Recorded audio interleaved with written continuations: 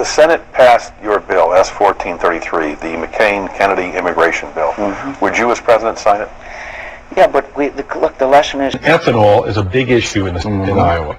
This is what you said about ethanol, not about subsidies, but about ethanol. Ethanol does nothing to reduce fuel consumption, nothing to increase our energy independence, nothing to improve air quality. Now you go to Iowa and say this: I support ethanol. I think it's a vital alternative energy source, not only because of our dependence on foreign oil, but because it's greenhouse gas reduction effects.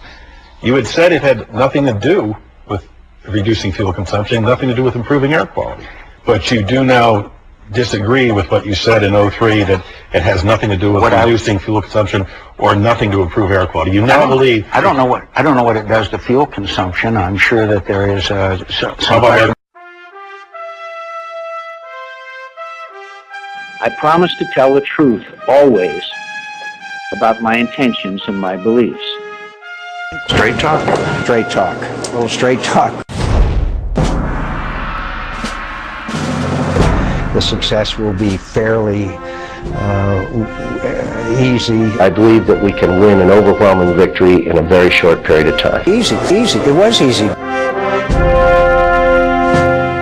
The American people were led to believe that this would be some kind of a day at the beach, which many of us fully understood from the beginning would be a very, very difficult undertaking. I knew it was probably going to be long and hard and tough, and those that voted for it and thought that somehow it was going to be some kind of an easy task, then I'm sorry they were mistaken. Maybe they didn't know what they were voting for. Straight talk.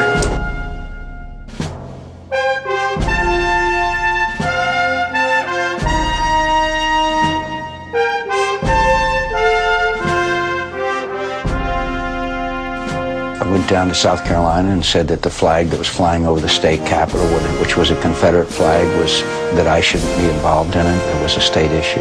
It's an act of cowardice. Straight talk.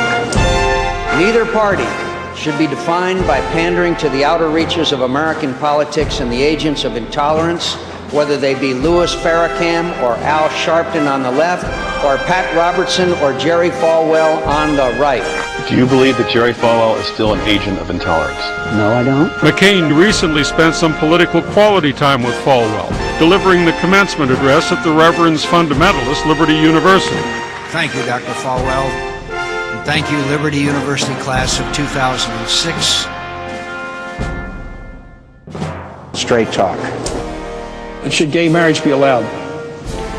I think that gay marriage should be allowed if there's a ceremony kind of thing, if you want to call it that. I don't have any problem with that.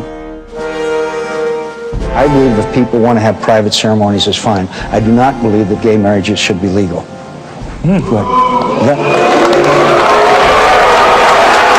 Are you against civil unions for gay couples? No, I am not. But that.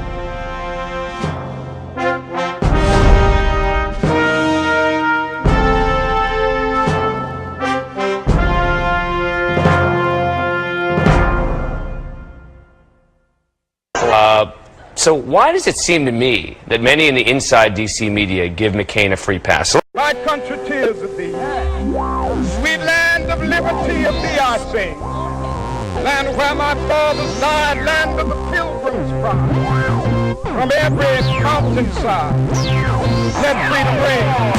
You and I have a rendezvous with destiny. We'll preserve for our children this, the last best hope of man on earth, or we'll sentence them to take the last step into 1,000 years of darkness. Let freedom ring. Alexander Hamilton said a nation which can prefer disgrace to danger is prepared for a master and deserves one. And in that sentence he told us the entire story. If we lose freedom here, there's no place to escape to. This is the last stand on earth. Let freedom ring. Let freedom ring. I would remind you that extremism in the defense of liberty is no vice. So let freedom ring. Let freedom ring. Sisters and brothers, let freedom ring. We will keep in mind and remember that Barry Goldwater has faith in us. He has faith that you and I have the ability and the dignity and the right to make our own decisions. and determine our own destiny. And let me remind you also that moderation in the pursuit of justice is no virtue. You need some action. We're at war with the most dangerous enemy that has ever faced mankind in his long climb from the swamp to the stars. And it's been said if we lose that war, and in so doing lose this way of freedom of ours, history will record with the greatest astonishment that those who had the most to lose did the least to prevent its happening. In the long history of the world, only a few generations have been granted the role of defending freedom in its hour of maximum danger. I do not shrink from this responsibility. I welcome it. Let freedom ring! You and I know and do not believe that life is so dear and peace so sweet as to be purchased at the price of chains and slavery. If nothing in life is worth dying for, when did this begin? Just in the face of this enemy? Or should Moses have told the children of Israel to live in slavery under the Pharaohs? Should Christ have refused the cross? Should the patriots at Concord Bridge have thrown down their guns and refused to fire the shot heard round the world? The martyrs of history were not fools. And our honored dead, who gave their lives to stop the advance of the Nazis, didn't die in vain. Where then is the road to peace? Well, it's a simple answer after all. Not an easy answer, but simple. Let freedom ring! Now let's set the record straight. Winston Churchill said the destiny of man is not measured by material computations. When great forces are on the move in the world, we learn we're spirits, not animals. And he said there's something going on in time and space and beyond time and space, which, whether we like it or not, spells duty. Let freedom ring! Let freedom ring! Let freedom ring! We will be free one day. Oh, let freedom ring! What you and I have got to do is get involved. Brothers and sisters, we're starting a voters registration drive. We have to get everybody registered, not as Democrats or Republicans, but registered as independents. Nobody will have an excuse not to be registered. If you don't have the sense of responsibility to get registered, we'll move you out of town. This is the issue of this election.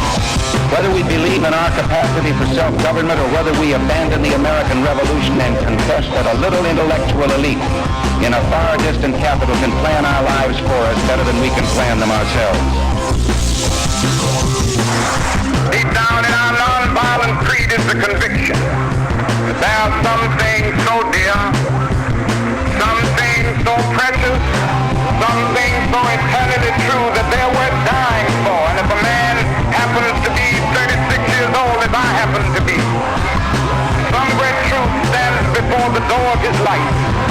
Some great opportunity to stand up for that which is right. He's afraid his home will get bombed. He's afraid that he will lose his job. He's afraid that he will get shot or beat down by state troopers. He may go on and live until he's 80. He's just as dead at 36 as he would be at 80, and the cessation of breathing in his life is merely the belated announcement of an earlier death of the spirit. He dies. A man dies when he refuses to stand up for that which is right. A man dies when he refuses to stand up for justice.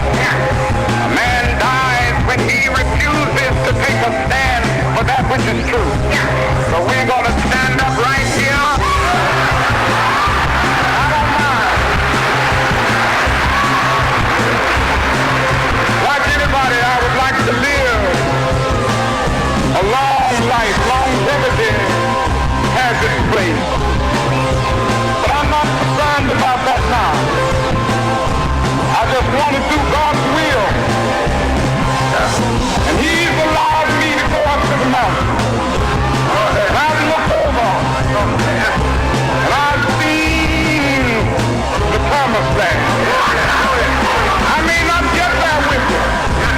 But I want you to know tonight that we as a people will get to the promised land.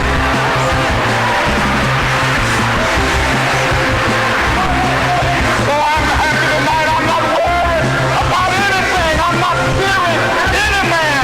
Mine eyes have seen the glory of the coming of the Lord.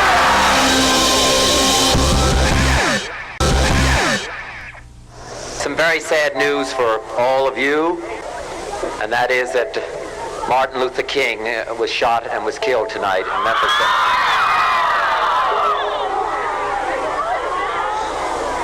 Martin Luther King